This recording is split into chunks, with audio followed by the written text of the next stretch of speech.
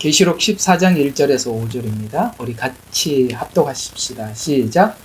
또 내가 쳐다보니 보라 어린 양이 시온산 위에 섰고 그와 함께 14만 4천 명이 있는데 그들의 이마에는 그의 아버지의 이름이 쓰여 있더라. 또 내가 하늘에서 나는 소리를 들으니 많은 물소리가 또 같고 큰 천둥 소리와도 같더라. 또 내가 하프 타는 자들의 하프 소리도 들었노라. 그들이 보좌 앞과 내 짐승 장로들 앞에서 새 노래 같은 것을 불렀는데 땅에서는 구속받은 14만 4천 외에는 그 노래를 배울 사람이 없더라. 이들은 여자들과 더불어 더럽히지 아니한 자들이니 이는 그들이 동정임이라. 이들은 어린 양이 어디로 가든지 따라가는 자로서 하나님과 어린 양의 첫 열매가 되어 사람들 가운데 구속을 받았느니라. 그들의 입에서 교활함을 찾아볼 수 없는 것은 그들이 하나님의 보좌 앞에서 흠이 없기 때문이라. 자, 오늘 이야기 들어가기 전에 우리 앞에 있는 구조들을 한번 중간쯤 왔으니까 정리하고 지나가 보도록 합시다. 이거 우리 캠프 가서 다들 외우라고 열심히 외웠었는데 외우다 말다 그랬죠?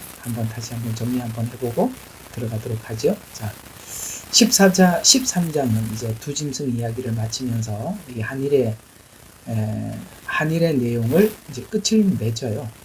한일의 내용을 끝을 맺으면서 14장에 다시 이제 전개해 나간다는 이야기입니다. 그러면 하나하나 구조를 한번 전체를 한번 봅시다. 1장 그러니까 너무 복잡하게 외우지 마시고 제가 여기 그 파란색 쳐놓은 거 있죠? 요걸 한번 보세요. 1장은 계시, 2장 3장 편지, 각 교회에 보내는 편지, 그 다음에 4장 5장은 천상의 그 예배, 그 다음에 그 두루마리를 취하시는 어린 양, 그 다음에 6장 7장은 이제 앞으로 있을 모든 내용의 전체 개요, 그 다음에 8장은 경고, 그러니까 경고가 8장인데 그 경고를 구체적으로 10장과 12장까지 이게 쭉 늘여놨죠. 이제 9장 와서는 이제 화 있으리로다라고 말하는 그 세 가지 화가 13장에 나오고, 그다음에 오늘 이제 우리가 여러분들과 함께 하는 것이 14장과 15장의 부활과 휴거입니다. 사람들이 굉장히 관심이 많은 부분들을 지금 우리가 14장, 15장을 하면서 지나갈 겁니다. 그다음에 16장과 18장이 대접 재앙입니다. 그리고 19장부터 20장 10절까지가 천년 왕국에 대한 이야기입니다. 이 천년 왕국은 제가 토요일 저번 주에 1시간 반, 이번 주에 그러니까 지금 총 3시간을 했는데 앞으로 1시간 반 더 하면 총 4시간 반 정도 할 거니까 그거 좀 참고하시면 좋겠죠. 자, 천년 왕국. 그 다음에 20장 10절, 11절부터 15절까지는 이제 천년 왕국이 끝나고 백보자 심판이 나옵니다. 그 다음에 21장부터 22장 5절까지는 새하늘과 새 땅, 그래서 이제 구원의 완성. 그 다음에 22장 6절부터 마지막 21절까지는 이제 이 재림을 고대하고 있는 신앙 고백, 마라나타, 주 예수여 어서 오시옵소서, 이렇게 내용이 끝이 납니다. 좀 더 이제 간단하게 여기 앞에 내용보다 이제 8장부터가 좀 중요하니까 8장부터 다시 한번 간단하게 정리를 해보면 한일의 이제 개관 8장, 9장, 10장부터 11장은 항상 10장, 11장은 기억해 두세요. 한일의 전반부, 그러니까 전 3년 반. 12장은 중심부, 많이 강조했던 거고요. 그 다음에 14장부터 15장은 부활과 나팔. 그런데 이제 보세요. 그러면은 후반부가 되면 대접재앙이 바로 등장을 해야 되잖아요. 후반부니까. 전반부는 나팔재앙이고 후반부는 대접재앙이라면 바로 12장에서 중심부라면 13장에 들어와서 나팔재앙, 대접재앙을 설명을 해야 되는데, 이 대접재앙은 그러니까 13장부터 15장까지 쭉 지나가게 만들고 16장에 가서 말을 합니다. 요거 왜 이렇게 기록을 했는지 설명을 해드리겠습니다. 쉽게 말해서 시간별로 쭉 기록한 게 아니라는 거예요. 뭔가를 집중해서 설명을 하고 나중에 대접재앙을 설명을 했다는 거예요. 그 앞에 미리 설명을 하고 대접재앙 시간 순서로는 뒤로 빠졌다는 거예요. 그게 왜 그런지 말씀을 드리겠습니다. 왜? 이걸 몰라서, 이걸 못 찾아서 시간으로 자꾸 이어서 보다 보면 막 엉키는 거예요. 그 다음에 17에서 18장은 이제 마지막 대접장 7째 대접이 딱 떨어지면서 바벨론이 멸망하는 거죠. 구체적으로 설명을 하기 위해서 2장이나 할애해서 이 바벨론의 정체를 다 드러내주죠. 그리고 이제 예수님께서 재림하시죠. 그래서 예수님이 재림한다는 것은 이제 7년 시간이 끝났다는 것이죠. 그러니까 예수님이 재림하시니까 그 다음에 바로 들어가는 게 뭐죠? 천년 왕국에 들어가게 되는 겁니다. 그 다음에 천년 왕국이 끝나면 새 예루살렘 성, 요거는 이제 천국이라고 흔히 영원한 천국의 시작, 이렇게 하면서 이제 22장 아까 말씀 신앙 고백, 우리가 재림 복음을 들은 자들의 신앙 고백, 이렇게 하면서 22장 끝이 나는 것입니다. 이렇게 일단은 설명을 하고, 자, 오늘 14장부터는 부활과 휴거, 심판의 이야기를 시작한다. 이제 드디어 휴거 이야기가 여기서 이제 나오는 거예요. 자, 그러면 이 장면을, 휴거를 소개하기 위해서 14만 4천이 시온산에 서 있는 장면을 보는 것으로부터 짠 하고 확 열어주죠. 14장 1절이 그 얘기예요.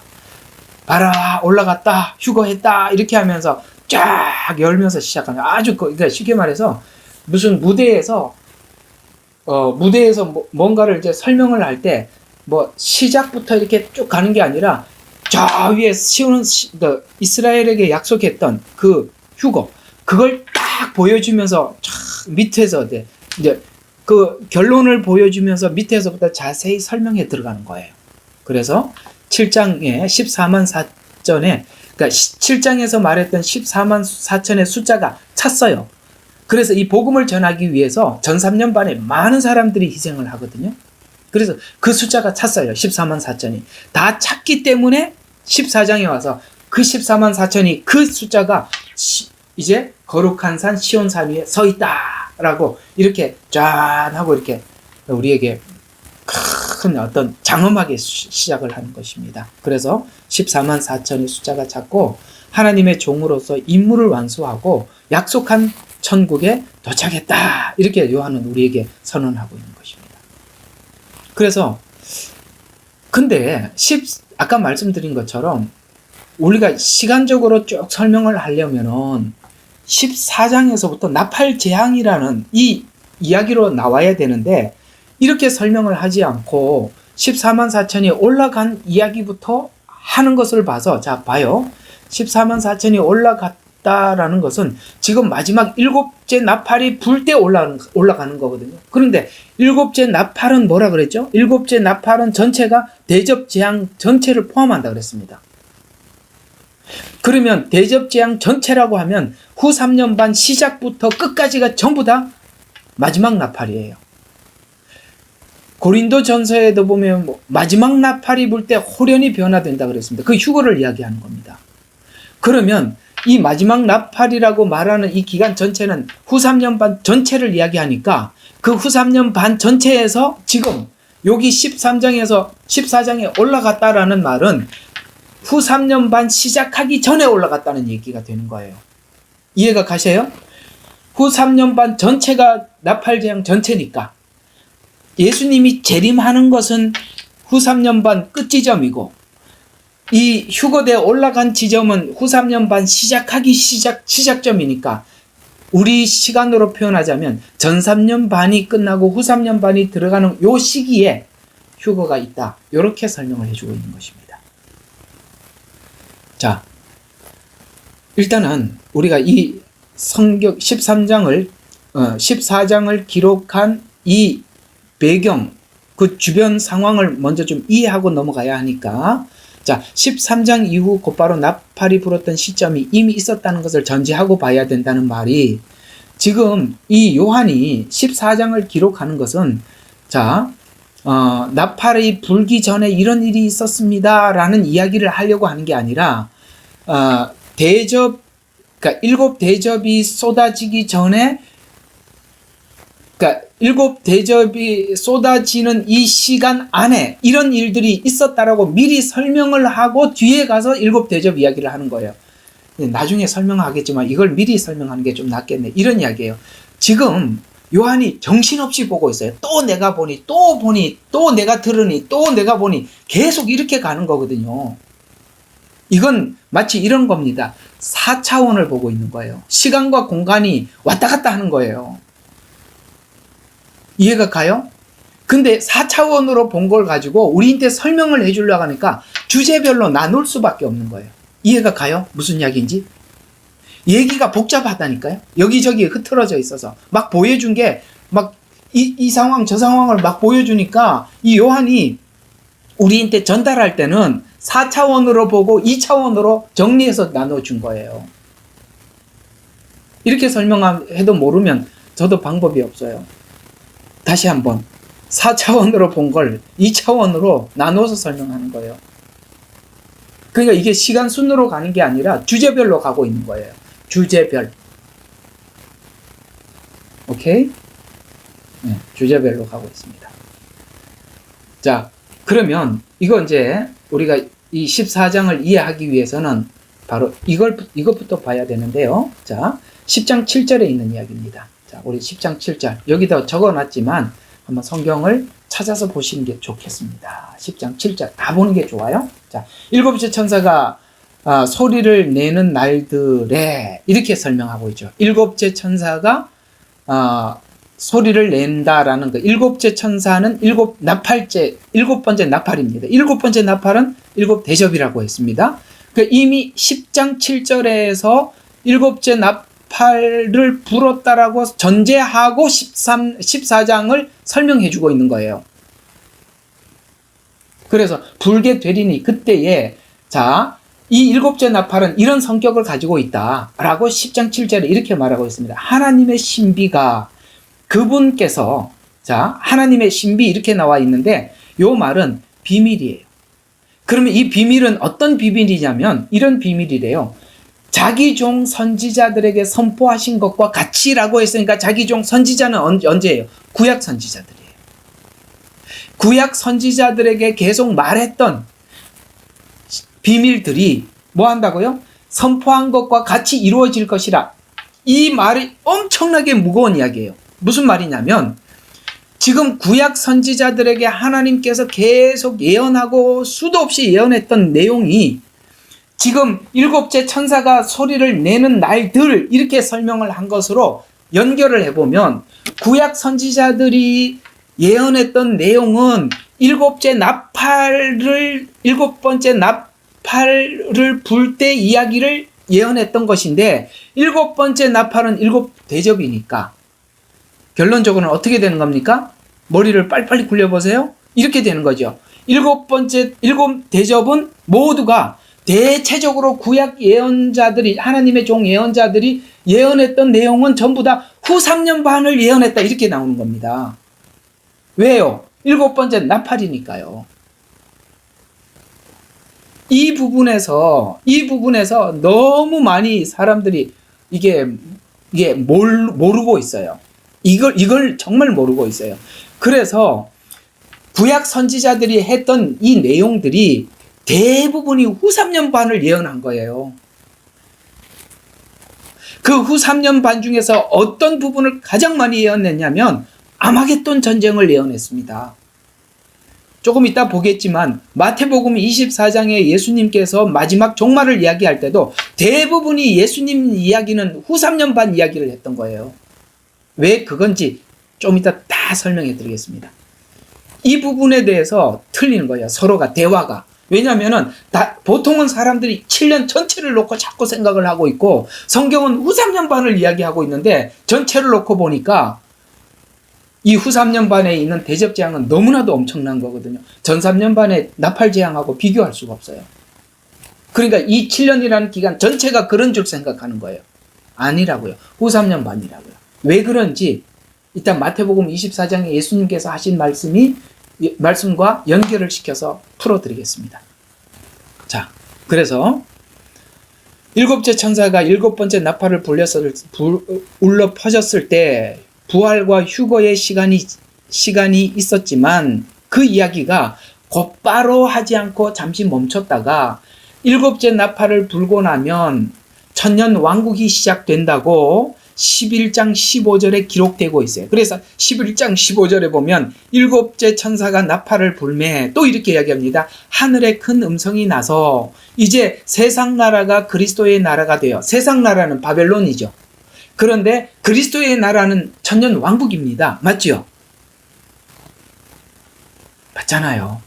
이거 그 얘기예요. 천년 왕국이 되어서 세세토록 왕노릇 하실 것이라고 선포하고 있어요. 자, 그러면 이 10장 7절과 11장 5절은 일곱째 나팔의 성격을 설명해 주고 있는데, 자, 이 두 성경 구절을 꼭 기억해 두시기 바랍니다. 후 3년 나팔, 그러니까 대접재앙을 이해하는 데는 이 10장 7절과 11장 15절이 키예요. 어떤 키냐? 자, 10장 7절은 아까 말씀드린 것처럼 시작. 이게 구약의 선지자들에게 예언했던 그 얘기구나. 11장 15절은 이제 대접재앙이 끝난 상태. 예수님이 재림하셔서 천년왕국으로 들어가는. 그러니까 일곱 번째 나팔 전체가 어디에 들어와 있다고요? 대접재앙 안에 들어와 있다라고 10장 7절과 11장 15절이 증명을 해주고 있는 거예요. 그러니까 일곱째 나팔은 한 시점이 아니라 후 3년 반 전체를 이야기하는 것입니다. 즉 일곱 번째 나팔 후 3년 반에 초반에 휴거가 있었고 3년 반이 끝날 무렵 그리스도의 나라 곧 왕노릇 한다라는 이 말은 천년 왕국 시작이 된다고 알려주셔서 7나팔 전체를 그리며 일곱 번째 나팔 전체를 그리면서 각 장의 강조사항이 뭔가 13장에서 우리 14장에서 강조하려는 게 뭔지, 13장에서 강조하는 게 뭔지, 14장 강조가 뭔지, 15장 강조가 뭔지 주제별로 살펴볼 수 있어야 된다는 거예요. 그래서 24장도들이 주의 심판과 상주심과 멸망의 때가 되었음을 선언하며 엎드려서 경배합니다. 이제 24장로의 기도가 응답되는 시기가 후 3년 반이라 이 말이에요. 그래서 후 3년 반은 하여튼 엄청난 대접재앙이 쏟아지는데, 그래서 이 내용을 전달하다가 멈추고 다시 하늘의 절반에 있을 내용을 상세히 기록하다가 앞에서 상세히 기록하다가 16장에 가서 이제 막 쏟아지죠. 16장 한번 보세요. 첫째 2절 첫 번째 대접, 3절 두 번째, 4절 세 번째 대접, 그렇게 나오죠. 8절 네 번째, 그 다음에 10절 다섯 번째, 12절 여섯 번째, 17절 일곱 번째, 16장 안에 다 나와요. 그러니까 16장에 대접이 쏟아지지만 이 대접이 쏟아질 때 있을 일들은 13장부터 15장까지 설명을 하고 쏟아진 이야기는 16장에 가서 하더라 이 말이에요. 알아들으셨죠? 시간은 뒤로 가 있고 주제적 설명은 앞에 와 있다 이 말이에요. 요걸 이해를 하셔야 돼요. 요렇게 설명을 하고 있다는 것. 요한계시록은 요 장이, 요 말씀이 어떤 성격을 가지고 있는지 요걸 찾아내는 게 굉장히 중요해요. 그게 굉장히 키포인트예요. 그걸 못 찾아요. 자, 그러면 이렇게 설명하는 이유는 아까 요한은 4차원적인 환상을 계속 보여주는데 그것을 우리에게 전달하려고 하다 보니까 2차원적인 평면에다 써야 되니까 주제별로 나눌 수밖에 없었던 거예요. 따라서 같은 시간대에 일어나는 다른 이야기들을 한 지면에 동시에 쓸 수가 없어서 내용 주제를 기록하며 나누어서 기록해야 했어요. 그래서 14장에 와서 11장에 불렀던 일곱째 나팔 이야기, 아까 11장 15절의 이야기를 이어가기 시작하는데, 그래서 시간 순으로 본다면 11장에서 14장으로 이어지는 것과 같다. 그래서 12장과 13장은 중간에 설명이 필요한 것들을 정리해서 넣어준 것에 서로 이렇게 이해하면 되고요. 그래서 14장은 11장과 13장에 등장했던 한일의 기간에 있었던 각 부류의 사람들. 자, 성경에는 계속 두 부류의 사람들이 나오죠. 하나는 하나님을 경외하는 사람, 하나는 짐승을 따르는 사람. 이렇게 두 부류로 계속 설명을 쭉 해왔었어요. 그래서 그들이 짐승을 따르는 사람들은 어떻게 됐는지, 하나님을 따르는 사람들은 어떻게 됐는지 그 두 분류를 설명해 주려고 14장이 위치하고 있다 이 말이에요. 이해가 가요? 네. 전 3년반에도 짐승을 따르는 사람이 있었고 하나님을 따르는 사람들이 있었고 후 3년반에도 똑같이 있을 거예요. 그렇죠? 있을 거예요. 그런데 전 3년반에 표를 받고 뭐 이렇게 했던 사람들, 또 후 3년반에도 그런 사람들. 그래서 결국에는 이 하나님을 따르느냐 짐승을 따르느냐 사람들이 선택해서 따르겠죠. 그 두 부류가 어떻게 최후를 맞이했는지 그 결과를 설명해 주고 있는 거예요. 14장 바로 그런 성격을 가지고 있다. 특별히 전 3년 반에 어떻게 됐는지 설명해 주려고 14장이 기록되었다. 14장의 성격을 알아야 된다 이 말이에요. 성격. 그러면 14장의 분류를 한번 보면 자, 이렇게 쭉 분류가 됐어요. 1절과 5절에 보면은 아까 두 증인은 죽었다 살아나서 어떻게 되었는지 24만 4천은 이스라엘의 증인들이에요. 이방의 증인들도 있습니다. 그러나 14만 4천은 이미 17장에서부터 그들은 하나님의 종이라고 말씀하셨고 이마에 인을 치라고 했던 사람들입니다. 그들은 당연히 하나님을 증거했던 사람들이고 순교한 사람들이고 순교자가 숫자가 찼다 이 말입니다. 그래서 시온산에 섰다 이 말입니다. 그래서 앞에 11장에 두 증인이 죽었다가 살아났는지 어떻게 되었는지 정리해주고 그 다음에 14절부터 16절은 13장에 그 중간은 따로 나중에 설명을 해드릴게요. 14절과 16절은 끝까지 짐승표를 받지 않아서 경제활동도 할 수 없었던 성도들이 어떻게 되었는지 정리해주고 있고 17절부터 21절은 아까 짐승을 따랐던 바벨론 시스템 안에서 짐승표를 받고 짐승 우상에게 경배하며 살던 자들이 어떻게 되었는지 정리해주고 있단 말이에요. 전 3년 반에 있었던 일들을 이렇게 저렇게 정리해주고 있다. 이런 이야기입니다. 14장은 그런 성격을 가지고 있어서 그러면 14장에서 우리에게 전달해주고 싶은 내용은 무엇이냐면 11장부터 13장에서 성도들과 하나님의 종들이 패한 것 같지만 순교를 하고 죽었잖아요. 그것이 패한 것 같고 죽은 것 같지만 그게 바로 승리한 것이다 라고 14장 1절에 그들이 뭐예요? 14만 4천이 시온산 위에 섰다라고 이렇게 우리에게 설명해 주는 거예요. 마지막 때는 예수 그리스도 안에서 주님을 따르다가 그 안에서 죽는다 할지라도 그는 승리자다. 이 말을 해주고 싶은 겁니다. 요한 성경. 그래서 우리가 마지막 때 가져야 될 믿음은 뭘까요? 정말 순교적 신앙을 가지고 마지막까지 주님을 따라가는 것입니다. 그것이 죽음이라 할지라도 우리는 세상은 죽음은 실패죠. 끝이죠. 그러나 그게 아니라 승리다. 이렇게 그래서 짜잔 하고 보여주는 것이죠. 그래서 1절과 5절은 처음 읽은 열매의 추수와 부활. 그 다음에 6절과 11절은 새 천사의 음성. 그러니까 천사가 이제 셋이 등장합니다. 이걸 아셔야 돼요. 봐요. 전 3년 반에는 두 증인이 사람이 활동을 합니다. 후 3년 반에는요. 천사들이 복음을 전해요. 그래서 첫 번째 천사가 영원한 복음을 전해요. 후 3년 반 천사가. 그 다음에 두 번째 천사는 무너진 바벨론에 대해서 외칩니다. 그 다음에 세 번째 천사는 짐승을 경배하고 표를 받으면 불과 유황과 고통받는 곳에서 영원히 살게 된다라고 세 번째 천사가 외치는 것입니다.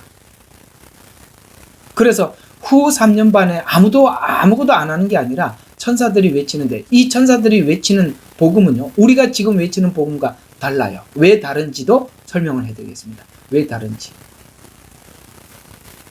다 나와요. 이제 제가 다 이렇게 적어놨으니까. 아니, 우리가 전하는 복음은 십자가 복음인데 왜 영원한 복음이라고 했나? 요게 후3년 반에 좀 다르기 때문에 그렇습니다. 그게 왜 다른지, 왜 이렇게 외치는지도 설명을 해드릴게요. 그 다음에 12절부터 13절에는 성도들의 인내와 주 안에서 죽은 자들이 어떤 축복을 받았나? 주 안에서 죽은 자들이 어떤 축복을 받나? 그 다음에 또 인내로 계명을 지키는 자. 우리 여기 이거는 좀 하나 봐야 돼요. 아까 이 내용이 너무 중요하거든요. 자, 이게 몇 절이냐면 12절부터 자 봐요. 세 번째 천사가 이제 야 이거 표받고 짐승에게 경배하면 영원히 불과 유황에서 고통을 받을 것이다. 밤낮 쉼을 얻지 못한다. 라고 하면서 자 여기에 성도들의 인내가 있으며 여기에 하나님의 자 인내. 여러분 후반부 후 3년 반에서는 인내하면서 견뎌서 구원을 받습니다. 육체로 들어가는 천년 왕국에 부활체로 들어가는 게 아니라 육체로 들어가는 거예요. 인내로 견뎌야 되는 거예요.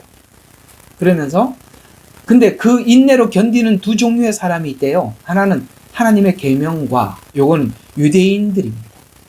그들은 율법적인 사람들이죠.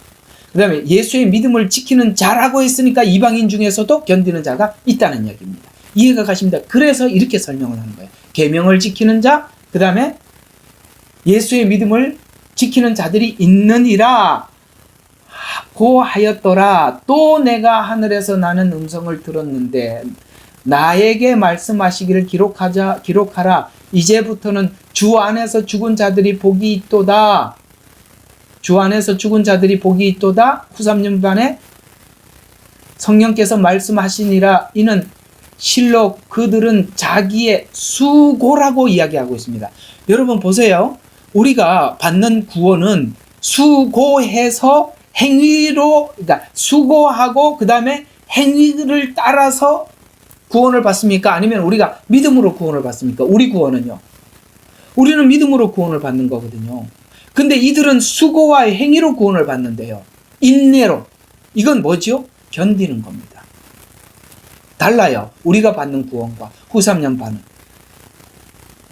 그러면서 수고가 따를 것이다 라고 이렇게 말씀하고 있다는 거 기억하시면 뭔가가 후 3년 반은 지금 사뭇 전 3년 반의 것과 다르고 사실 7년이 들어가기 전에 받는 우리의 구원과 7년 안에 받는 사람들의 구원과도 또 다르고 이렇게 다름을 우리가 알 수 있어요. 그게 왜 다른지 또 설명해 드릴게요. 다 이게 복음 전체를 연결시키지 못하면 이게 부분으로 이해를 하면 이게 감이 안 오는 거예요. 참 이게 쉬운 거는 아니에요. 이 전체를 다 파악하고 있다는 것은 우리가 받는 구원은 은혜의 구원이에요.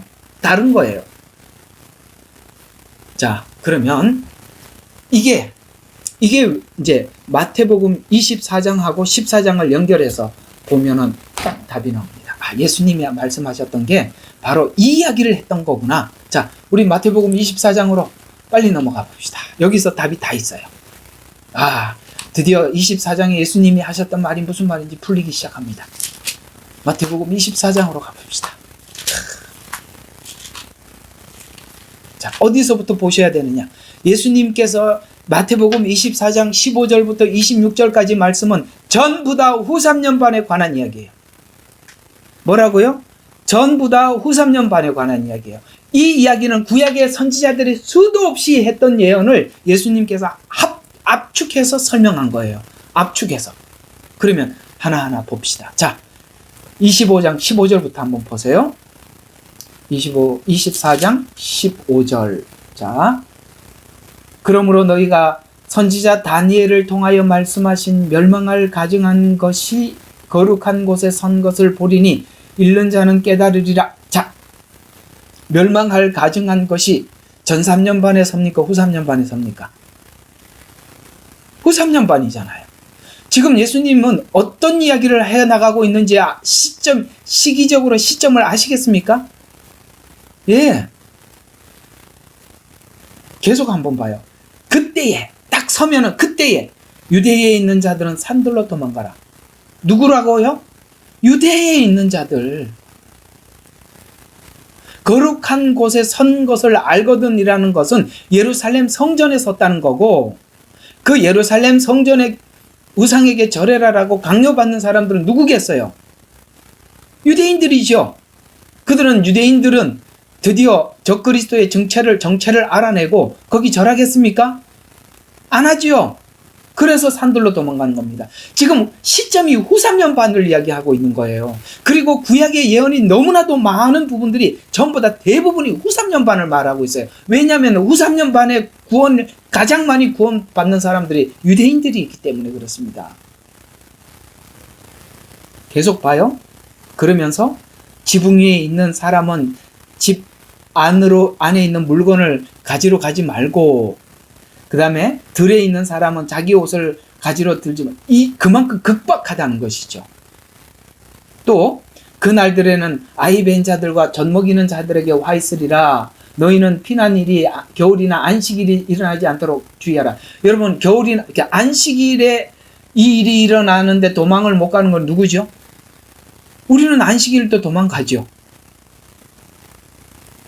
이 사람들은 유대인이니까 안식일에 가지 못하는 겁니다. 이제 아시겠습니까? 계명을 지키는 자라고 말하는 이유를. 그래서 후 3년 반이라는 거예요. 그러면서 이는 그때의 대환란이 있으리니, 킹제임스 대환란이라고 표현하고 있는 이 대환란은 7년 전체를 이야기하는 게 아니라 후 3년 반을 대환란이라고 이 사람들은 부르는 거예요. 그래서 대환란이 있으리니 그와 같은 것은 세상에 시작된 이후로부터 없었으며 결코 없어질 거예요. 왜요? 이게 대접재앙이거든요. 그래서 지금까지 단 한 번도 이렇게 큰 재앙은 있어 본 적이 없다는 거예요. 그 다음에 없었으면 결코 없을 것이라. 만일 여기서부터 이제 하나님께서 우리에게 중요한 힌트를 주고 계세요.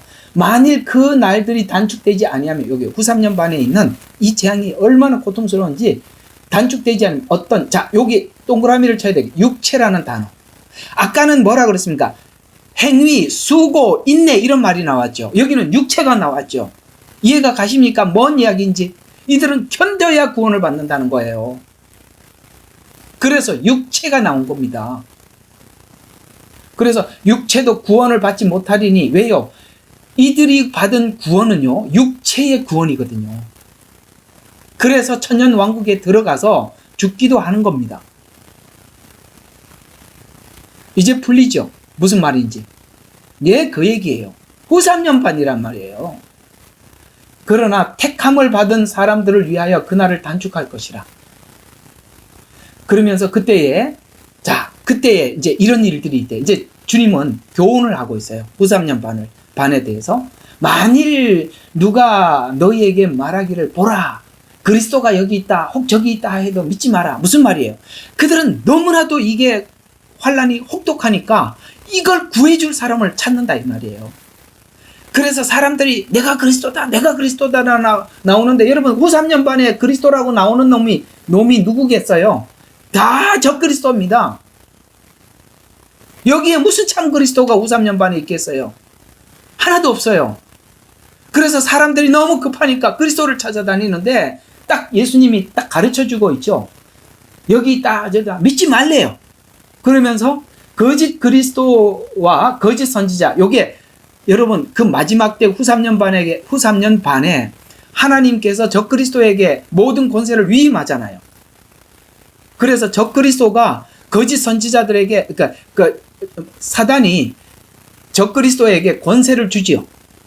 그리고 그 받은 권세를 가지고 이 거짓 선지자들이 돌아다니면서 적그리스도에게 숭배하게 하고, 결국은 적그리스도에게 숭배하는 것이 마귀에게, 사단에게 숭배하는 것, 이 구조로 되어 있다고 말씀을 드렸잖아요. 그래서 거짓 선지자들이 나타나서 야, 고통스럽냐 힘드냐 이걸 극복하고 이 상황을 극복해 줄 그리스도를 소개해 줄게 하고 막 소개를 하고 그러지만 너 믿지 말라. 왜냐하면 후 3년 반에는 거짓 그리스도밖에 없으니까. 거기에 무슨 참 그리스도가 있어요. 그러면서 거짓 그리스도와 거짓 선지자들이 일어나서 보세요. 후 3년 반에 큰 표적과 이적들을 보여주며 아시겠습니까? 후 3년 반에는 그래서 이적과 표적을 조심해야 된다는 거예요. 그러면서 택함 받은 사람도 미혹하리라. 여기 자꾸 택함이라고 표현하고 있는 이 택한 자들이 누굽니까? 내가 너를 택하여 세웠다. 야곱아, 이스라엘입니다.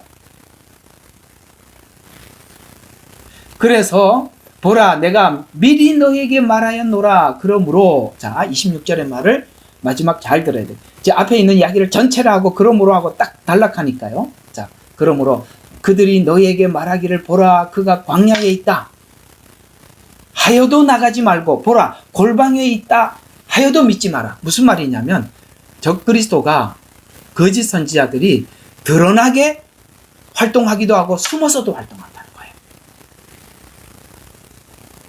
그래서 믿지 말라. 그러면서 끝까지 믿지 마라. 후 3년 반에는 절대 그리스도를 믿지 마라. 진짜 그리스도는 이렇게 온다. 27절부터 예수님이 오시는 장면을 소개하고 있습니다. 후 3년 반이 끝나니까 뭐 어떻게 한다고요? 예수님이 재림한단 말이에요. 그 재림을 27장부터 쫙 27절부터 설명해 주고 있는 거예요. 딱 잡히죠? 구도가.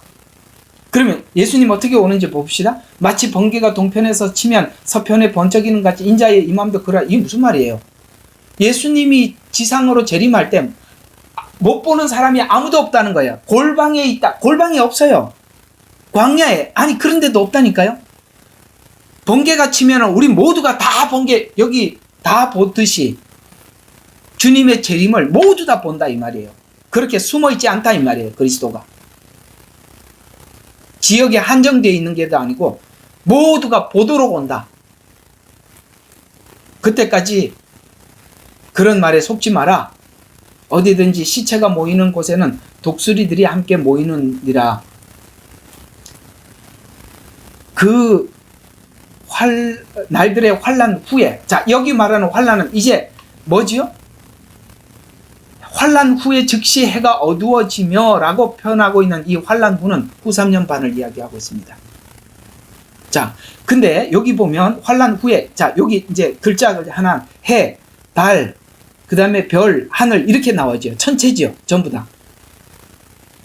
그러면 요 환난 후에라고 말하는 요 천체, 해, 달, 별, 요게 어딘지를 보셔야 돼요. 물론 대접재앙 때도, 나팔재앙 때도 해, 달, 별 여기에 하나님께서 재앙이 있었습니다. 그러나 대접재앙과 나중에 도표를 보면 대접재앙과 나팔재앙이 그 재앙의 순서가 첫 번째 나팔, 첫 번째 대접, 두 번째 나팔, 두 번째 대접이요. 연결을 시켜보면 거의 같아요. 그런데 지금 여기는 앞에서 예수님께서 후 3년 반을 설명을 하다가 29절에 해, 달, 별이 나온 걸로 봐서 이거는 나팔 재앙 때 해, 달, 별의 재앙이 아니라 대접 재앙 때 해, 달, 별로 봐야 맞죠. 왜요? 앞에 후 3년 반을 설명을 하다 이 말을 했으니까. 그러면 이게 뭐냐 이거죠. 자, 그러면 대접재앙을 쭉 1재앙부터 7재앙까지 제가 한번 쭉 설명을 하면 이렇게 되어 있습니다. 첫 번째 대접은 땅에 내립니다. 두 번째는 바다예요. 세 번째는 강입니다. 네 번째는 해예요. 다섯 번째가 강물이에요. 근데 이 다섯 번째가 참 짐승 보좌에 쏟습니다. 이제는 직접 짐승 보좌에 쏟는데, 자, 여섯 번째가 강들에 내릴 때, 강에다가 이 대접 재앙이 내릴 때 어떤 일이 일어나냐면 드디어 예루살렘을 에워싸기 위해서 아마겟돈에 모이는 이야기가 여섯 번째 대접에 동시에 일어나요. 강에다 쏟으면서 아마겟돈에 모이는 거예요. 이 아마겟돈은 지금 이스라엘의 무기토 지역을 이야기하는 것입니다. 무기토. 자, 어쨌든 자, 그런데 해, 달, 별이라 그랬죠. 일곱 번째 대접이 바로 이런 이야기예요. 천둥, 번개, 지진입니다. 그래서 하늘의 권능이 흔들리리라 그렇게 말씀하고 있거든요. 하늘의 권능이 흔들리리라. 자, 제일 마지막에 보세요. 29절 후반부에 하늘의 권능들이 흔들릴 것이다. 이 권능이 일곱 번째 천둥, 번개, 지진 이런 거예요. 그러니까 지금 일곱 대접까지 다 쏟아졌어요. 그리고 30절에 보면 그 후에 마지막 대접 이후에, 이런 말이죠. 대접 재앙 후에 하늘에 있는 인자의 표적이 나타나리니 땅에 있는 모든 지파들이 통곡할 것이며. 자, 이게 무슨 뜻이냐? 이게 무슨 뜻이냐? 지금 봐요. 7번째 대접이 내렸어요.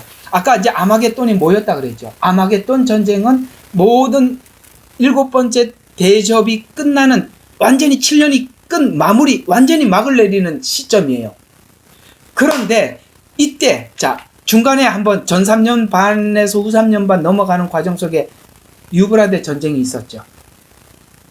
그때 예루살렘 성이 한번 공격을 받았는데 이스라엘 군이 물리칩니다. 후 3년 반에 마지막 이제 후 3년 반 7년이 끝날 무렵에 아마겟돈 전쟁이 일어나는데, 요때 무슨 일이냐면 다시 예루살렘을 치르려고 6번째 대접이 쏟아질 때 아마겟돈에 모입니다. 그때 하늘의 권능들이 흔들리는데 천둥, 번개, 여기에 지진이 들어가 있어요. 요 지진이 뭐냐면 여러분 스가랴서에서 봤던 것처럼 그들이 아마겟돈 전쟁하러 왔을 때 그 성 주변이 지진이 나가지고 그게 어디까지 쫙 벌어졌다고 이야기하는데, 그걸 거리로 보면 거의 그 예루살렘 성에서부터 시작해서 그게 지역 이름이 어디라고 나와 있는데 잊어버렸어요. 그 거리가 굉장히 멀거든요. 거기까지 지진이 쫙 벌어지면서 그 아마겟돈 전쟁 치르러 왔던 적그리스도의 세력들이, 거기 동의했던 세력들이 그 지진에 싹 묻혀버리는 거예요. 그러면서 예수님이 재림하는 거예요. 재림과 동시에 그들이 완전히 멸망해버리는 거예요. 그래서 여기 지진이 나와 있는 겁니다. 7번째 대접에. 그때 무슨 일이 일어나느냐. 30절이 너무 중요한 게, 이게요 구약에 너무너무 많이 예언되어 있던 거거든요. 이게 그 얘기예요. 보세요. 그 후에 아마겟돈 전쟁 후에 무슨 일이 일어나는지 봐요. 하늘에 있는 인자의 표적이 나타나르니 땅의 모든 지파들이 통곡한다고 하니까, 이 지파는 누굽니까? 유대인들이 바로 이 날이 대속죄일이에요. 드디어 하나님께서, 예수님이 이 땅에 지상에 재림을 하면서 이 이스라엘 전체가 구원을 보는 날입니다. 대속죄일은 이스라엘 나라가 구원받는 날이에요. 이스라엘 나라 전체가 하나님 앞에 돌아오는 날입니다. 그래서 그 애곡이라는, 통곡이라는 말은 아이고 하면서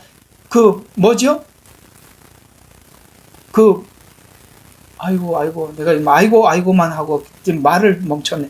이 아이고가 뭐냐면 아이고 후에 이게 아니라 회개예요. 이게 바로 스가랴서에 보면 장자가 죽은 것 같이 애곡하리니, 아시겠습니까? 그 말이에요. 그 말. 그래서 통곡할 것이며, 또 그들의 인자가 권세와 큰 영광으로 구름을 타고 오는 걸 보리라. 요거 사도행전에서 구름 타고 올라가면서 약속했던 그 내용 그대로 나온 겁니다. 됐죠? 어떻게 되는지 상황 전개가 딱 머리에 그려지시죠? 유대인들이 언제 제대로 구원을 받는지. 주섬주섬 중간에 14만 4천으로 하나님 앞에 종으로 사역하는 사람들도 있어요. 그 전에 돌아오는 사람들도 있어요. 그러나 하나님께서 유대인과 한 약속을 끝까지 지켜주시고 이렇게까지 끝을 내주시고, 이들은 견뎌서 이 아마겟돈 전쟁이 끝나면서 이 나라를 예수님께서 통치하시리로다라고 말씀하셨죠. 93년 반 딱 끝나면은 천년왕국이 시작되는 겁니다. 그때 이들이 육체로 들어가는 거예요. 아시겠습니까? 아까 구원받을 육체라고 했단 말이에요. 그림 그려지셨죠? 자, 그러면은 우리 7년에 대한 이야기 전체를 한번 그림을 그려봐요. 자, 전 3년 반에는 두 증인이 활동을 합니다. 여기는 거기에 이방 교회와 유대 교회가 14만 4천이 유대 교회의 대표자들입니다. 주자들이에요. 그리고 그 다음에 이방 교회가 연합을 해서 이 두 증인으로 활동을 합니다. 그리고 딱 후 3년 반 들어가기 전까지 유대인 중에 하나님 앞에 부름을 받은 14만 4천이 순교자가 숫자가 찹니다. 오케이? 전 3년 반에. 그래서 전 3년 반에 순교자가 많이 나타나는 거예요. 그리고 그 숫자가 찾아 후 3년 반에 으로 넘어가면서 그 순교한 자들이 드디어 휴거하고 부활하고, 그래서 부활 휴거가 그래서 첫 열매라고 하는 거예요. 그들이 부활해서 휴거해서 시온산에 섰다는 이 말은, 이 시온산은 바로 그들이 하나님께서 수도 없이 그들에게 약속했던 바로 부활하고 휴거한 하나님의 보좌, 거기에 지금 올라가 있는 그 부활하고 휴거한 상태를 이야기하고 있는 것입니다. 그래서 중간 휴거가 있다 이 말이에요. 그리고 93년반에는 이제 천사들이 외치는 복음과 앞에 두 증인들이 외쳤던 복음을 기억을 하는 거예요. 기억을 하는 거예요. 그리고 천사들이 외치는 복음을 듣고 그들이 견뎌내는 것입니다. 내가 이거를 여러분들에게 가르치려고 적어놨나? 안 적어놓은 것 같아. 딴 사람들 가르치려고 적어놨는 것 같은데, 이걸 안 하고 넘어가면 너무 서운한 게 있어요. 그게 우리가 받은 복음과 이들이 견뎌서 받는 복음의 차이가 뭐냐? 자, 이거 한번 봅시다.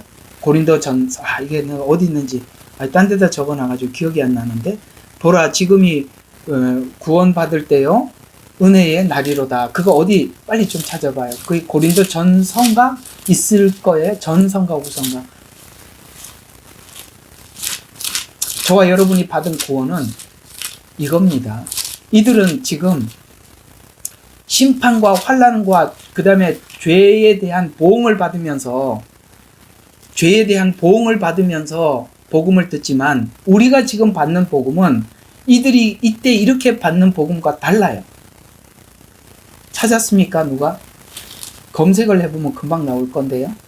고린도후서 6장 1절에서 2절. 아이고 고맙습니다. 고린도후서 6장. 예, 맞습니다. 저와 여러분이 받는 복음이 이 복음이에요. 자, 한번 같이 읽어봅시다. 시작. 이제 우리는 그와 함께 일하는 자들로서 너희에게 권고하노니 너희는 하나님의 은혜를 헛되이 받지 말라.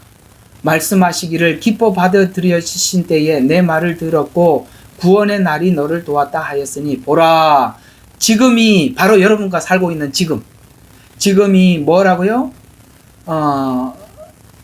지금이 기뻐 받아들여지신 때요 보라, 지금이 구원의 날이로다. 아멘. 여러분과 저는 무슨 복음을 듣고 있어요? 은혜의 복음을 듣고 있는 겁니다.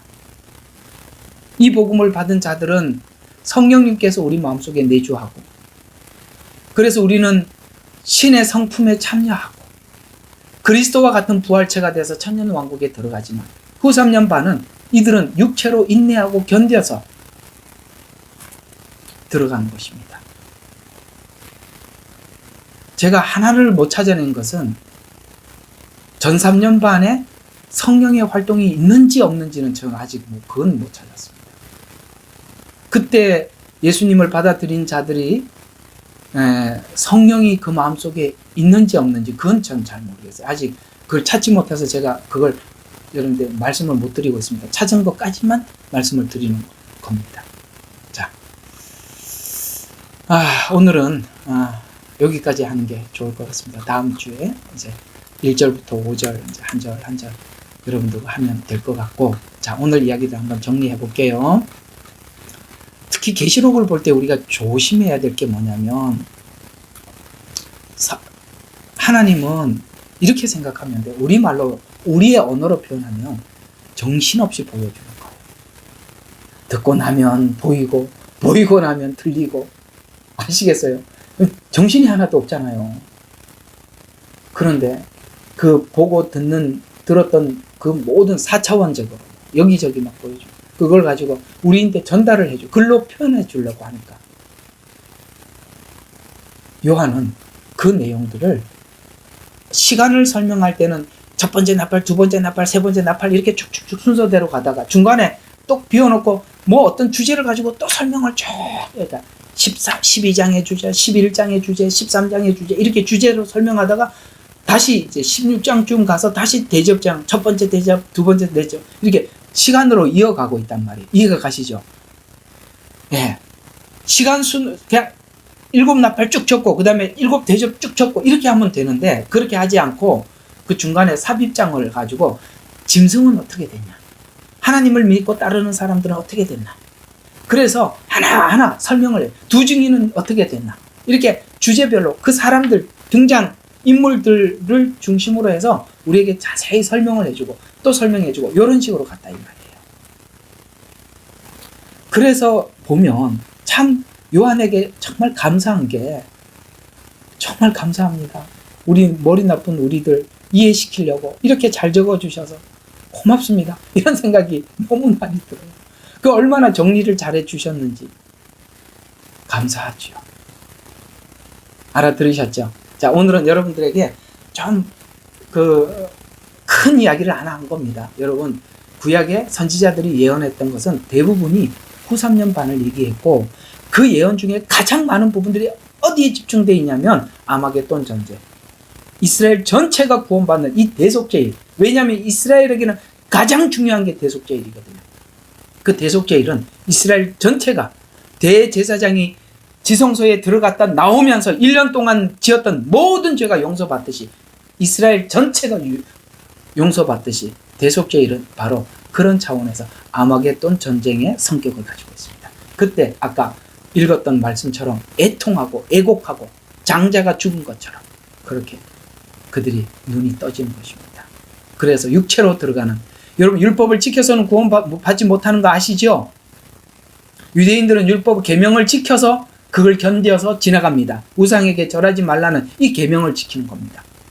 그런데 계명을 지켜서 구원받을 수는 없으니까 천년 왕국 때 다시 그들에게 절기 때 올라와서 복음을 듣고 기회를 한 번 더 주는 것입니다. 아시겠습니까? 그렇게 된 겁니다. 천년 왕국도 그들에게 준 기회. 그래서 딱 결론적으로 이 땅에 있는 어떤 누구도 십자가 복음을 통하지 않고는 아무도 천국에 들어갈 자가 없습니다. 베드로가 한 말 딱 그 얘기입니다. 천하 인간의 구원받을 자를 예수 그리스도 이름 외에는 아무도 준 적이 없다. 계명을 지켜서 구원받는다? 아니다. 계명은 지켜서 견뎌서 인내해서 구원을 받는 것이다. 자, 제가 자꾸 반복하는 거는 너무 중요해서 이건 딱 세팅을 하고 보셔야 이제 후 3년 반 이게 14장부터 풀리니까 이 개념, 오늘은 이 개념 여러분들과 함께 말씀을 나눠봤습니다.